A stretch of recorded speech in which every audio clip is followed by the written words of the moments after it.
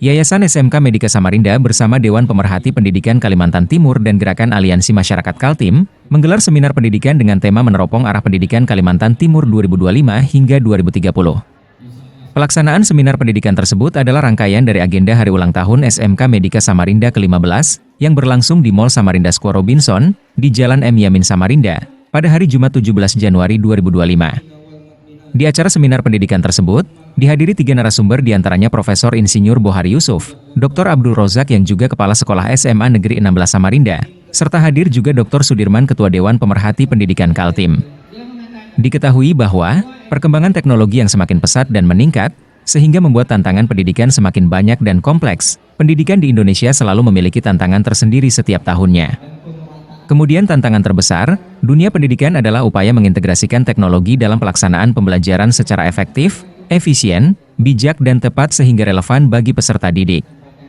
Melalui diskusi dengan tema meneropong arah pendidikan khususnya di Provinsi Kalimantan Timur, para narasumber menyampaikan bahwa meski pembangunan di sektor pendidikan dan kesehatan selama ini sudah berjalan dengan baik, namun perlunya peningkatan dan perhatian lebih terhadap fasilitas pendidikan dan pelayanan kesehatan, terutama di daerah-daerah yang belum sepenuhnya menikmati hasil pembangunan.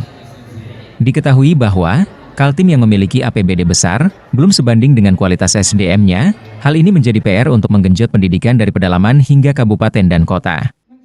Namun diketahui bahwa arah pendidikan khususnya di Kaltim, seiring berjalannya waktu meningkat setiap tahunnya, berbagai pemerhati pendidikan di Kaltim menginginkan di tahun 2025 hingga 2030, agar kualitas pendidikan lebih meningkat.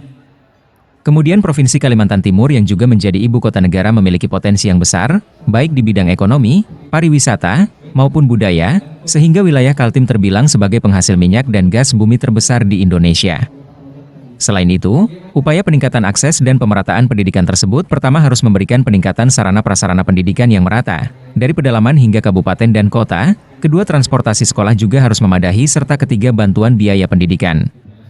Menurut Profesor Dr. Bohari Yusuf, di dalam keterangannya saat menjadi sebagai narasumber di acara tersebut, ia katakan bahwa indeks pembangunan manusia di Kalimantan Timur termasuk urutan keempat se-Indonesia.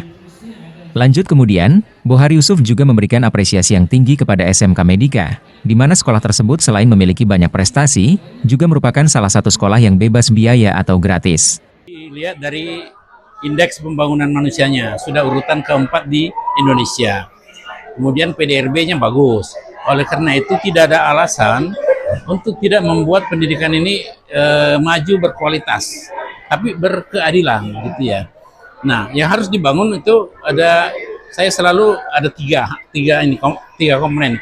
Pertama adalah peserta didik atau murid atau siswa atau mahasiswa. Yang kedua adalah pendidik, guru, dosen, tenaga kependidikan, dan yang ketiga adalah satuan pendidikannya. Sarana prasarana sekolah, kampus. Nah, itu yang harus dibagusi sekarang ini. SMA Medika ini istimewa ya menurut saya. Pertama, dia swasta, tetapi gratis. Ini kan jarang terjadi. Di mana-mana biasanya sekolah swasta yang bagus itu berbayar dan bayarnya mahal.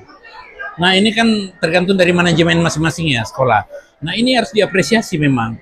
Ya, harus diapresiasi SMK Medika ini karena membantu pemerintah untuk menampung anak-anak bersekolah berkualitas tanpa harus anak-anak itu bayar gitu.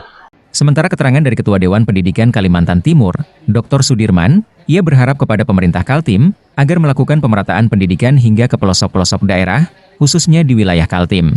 Nah, arah pendidikan Kalimantan Timur 2025-2030 bagaimana pemerataan pendidikan baik di kota maupun di pedalaman.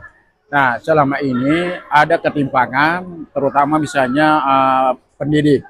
Nah, kita tahu di Samarinda ini itu guru sudah kelebihan. Contoh misalnya guru bahasa Indonesia, kadang satu mata pelajaran 4 guru. Akhirnya guru kasihan terpaksa berusaha mengajar di tempat yang lain supaya terpenuhi kewajibannya 12 jam. Nah, kalau tidak kan bisa tersendat atau tidak bisa terbayar dengan tunjangan sertifikasinya. Nah, di pedalaman justru terbalik. Kadang satu guru 4 mata pelajaran. Bagaimana bisa proporsional?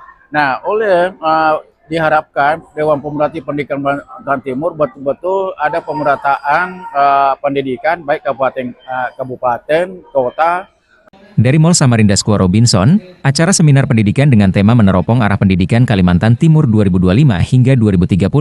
Tim GA TV, Akbar mengabarkan dari Kota Samarinda, Kalimantan Timur.